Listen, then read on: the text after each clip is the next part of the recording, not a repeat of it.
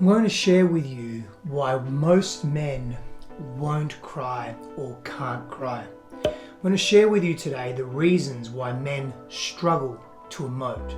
I'm also going to share with you what we can do about it as a collective. There are many reasons why men struggle to emote. I'm going to share these with you today. Let's just go through them. I'm going to list some and have a conversation about this and go a little deeper. This is a really important subject. Men are being asked to change, but there is something underlying that request that men are struggling with. There's this tension, this paradox that we feel caught in. One of them is that there is this dogma around being seen by women. We don't want to be seen by women in a vulnerable state. We associate crying or even emotions that we are not accustomed to expressing, such as sadness, tears, fears. We see that and we view that as something that is weak. That is being culturally conditioned in our minds, in our familial values and cultural, social values. And also there's a biological component to that. So the next piece, moving on, is this biological conditioning that as we've evolved as males out in the wild, out in a place that was very dangerous and precarious, a physical environment that was really difficult to live in, we didn't have space or time to emote. We had to react. We had to be fast thinking. This, to some effect, has carried on to modern world, and it's been a struggle for us as men. And so why am I having this conversation with everyone?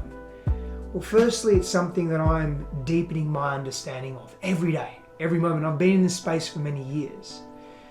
But it's also an important conversation to have because men and women aren't separate. We're here to serve each other. We're here to cohabitate. We're here to co-create. If we don't understand each other, if we don't feel each other and connect to each other, we're going to struggle. Men think that this is what a woman is requesting of us. This is what a woman is wanting, to emote, to be similar to her, to be in a familiar engagement and conversation. Yet we perceive that there's a bias here, that we will be seen differently and we will be seen less than if we do adhere to emoting and being open to all of this. This very new thing for so many men. We don't consider it a masculine energetic. We don't consider it something that is manly. We are confused at the current state of affairs. The women's movement, and there's been various stages of the women's movement over the last 100, 120, 130 years. And in the 70s particularly, there was massive segregation there. This isn't bad or good. This has been necessary to empower women, to create more equity in this earth. Yet it's been very confusing for men. We're told that we need to almost be more like women, be more feminine. And again, feminine, masculine energetics reside within every human being, but we don't have access to this education. It's not as simple as that to understand it. I study this shit day in, day out, and so it's at the forefront of my life. It has been for many years because I've been on that path of understanding myself, but it's not present to everyone. And so we are confused as men. If we behave like women, does that mean we're women, we're men? And there's confusion between masculine and feminine energetics. There's confusion between males and females. And so we feel stuck. We feel ungrounded and not confident in our being.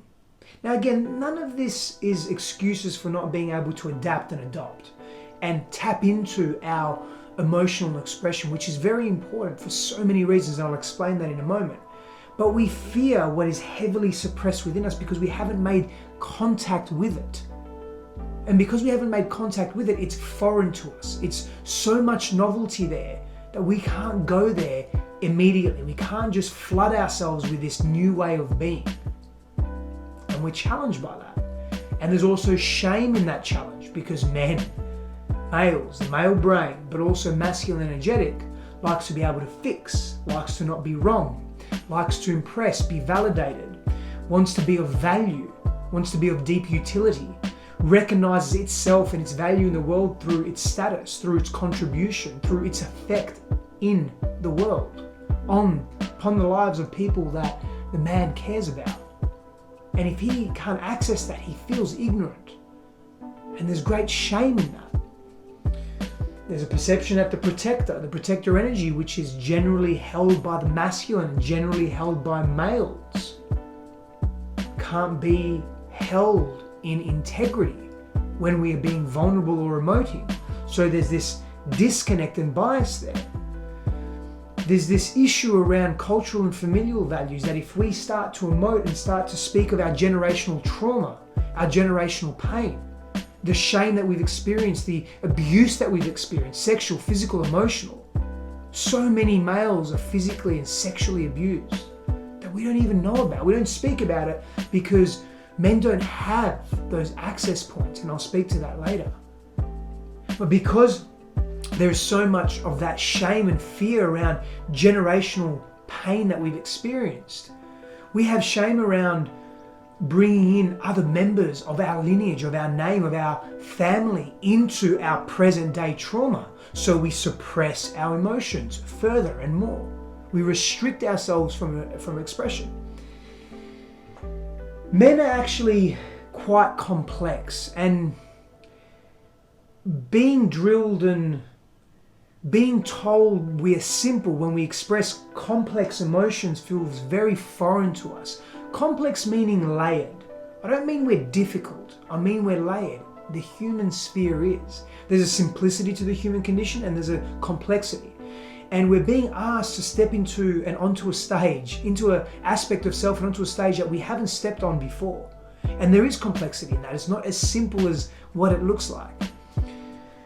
We have lost touch. Men are very isolated. Men have very high suicide rates, higher than women, and we are very isolated in our being. And therefore, we need familiarity in the forms of other men. Men's camaraderie, men's groups, men seeing each other. There used to be extensive rites of passage that would take place for boys to men. Men grew up next to each other, hunting, gathering, collecting, fighting, being in the wilderness and in the wild, learning to connect to each other and with each other in a way that we don't have that at the moment. So we feel isolated. We feel that we are in constant unfamiliar environments. So men need men. We need to be in the presence of men to express these fears because we feel very vulnerable and too open in front of women. Now, yes, granted, some of these are our own perceptions. And there's more than just that. We're perceived to be dominant. And expressing feelings is not perceived to be dominant. And therefore, anything less than being dominant is almost effeminate. And we get confused again. Go back to our biological conditioning. Our biological conditioning says that we have been conditioned to be almost stoic, present to danger. Emotions take over. We can't go through. We can't go through with life. We feel very imbalanced, unsafe within ourselves. So there are some of the reasons why men won't cry, can't cry, struggle to cry. And what do we need? Well, we need to adapt to a new paradigm. We're not in a volatile physical environment like we were 1,000,000 years ago or a few 100,000 years ago. That is a key part that we need to understand. We need to adapt and we need to overcome. Now we need tools and we need the conditions. We need to integrate the old. We don't want to throw the baby out with the bathwater. There is great presence. There are great characteristics. Masculine and feminine dynamics and masculine and feminine characteristics don't exist without each other. You can't define masculine without defining feminine and vice versa. They're complementary opposites. So we can't throw away masculinity. Masculinity is very important. And if anything, we need to start enhancing healthy masculine attributes such as strength and honor and mastery. We have to own these. We have to step into our physical health. We have to step into our linear way of thinking, but not overdo it and not be extreme. That doesn't mean that the female brain doesn't carry a capacity to think in a linear fashion, of course. Just like we have a capacity to think in a collaborative, inclusive, collective fashion. It's very common though for men and the masculine mind or the masculine characteristic to think in a particular way, to be in the world and do in the world in a particular way. So honoring that in a healthy, balanced way is very important right now. We have to learn that we are both tough and strong and tender and sensitive. And the integrated man, the integrated masculine, knows when to step into one or the other. That is mastery. And so we have to honor those skills within us. We have to honor that power within us. It's such an important aspect of being a man. Men need a place to go. When we look at the social services that are available today, the access to resources that specifically females and women have far outweighs what men have. So men feel more and more alone. It perpetuates this sense of isolation. We feel that we have nowhere to go. We feel that we're weak if we speak to our issues. And that's fortified and reinforced by the fact that there are less access to resources for us. That doesn't mean there aren't any, but we feel alone in that place. And there are reasons for this, of course, but we have to increase this. This is important. We don't want our masculinity taken away, so we want to be able to hold what is true to us, to feel safe, because then we're in familiar. When we're in a familiar state of being, we feel empowered. When we feel empowered, we have space that we've created within our minds and bodies, and therefore we can act more openly. We are more willing to explore, and we feel safe and grounded. I feel it's important to have education in schools, relationship education in schools, teaching human beings how to emote healthily and what emoting healthily in the right circumstances means, how to do that and how to be able to ground in that. So we need relational education. It's important. A systemic approach from government would be useful. Let me elaborate. We're talking about paternity leave. We're talking about having daycare. We're talking about giving men access to their children. Children, it's proven over and over again, children need a healthy mother and a healthy father, healthy parents, multiple caregivers in fact. Why do we take that away from our children? Not giving them that healthy masculine energy, that healthy male presence. We need more support. We need more infrastructure that supports mental health for men as well. Go deeper into that. We need permission to express our anger in a healthy way and not repress that either. Not use anger as a secondary emotion to mask our sadness and our fears. But we need to have a healthy outlet for healthily expressing anger. We don't want to be expressing anger when we feel so repressed that we bust out and we burst and we project onto others and we cause violence and physical and emotional abuse towards others because we're so repressed. That's not healthy either. So we have to go into, maybe it's a rage room, maybe it's having access to more therapy, maybe it's not shaming anger. And there is a biological link to that for men. We need to be, as a society, more curious about men's anger, to open up, to look what's beneath men's anger, what are beneath those emotions. Often men need mentors, they need guidance, they need elders. We had this once upon a time. We don't have this so much anymore. Now it's 50, 60, 70, 80-year-olds still looking for mentorship. We've lost, there's been a break in generations for so long. Men don't need hand-holding. They need structure and a belief in them that they can do that. So again, maybe it's at school where we're creating rites of passage for boys.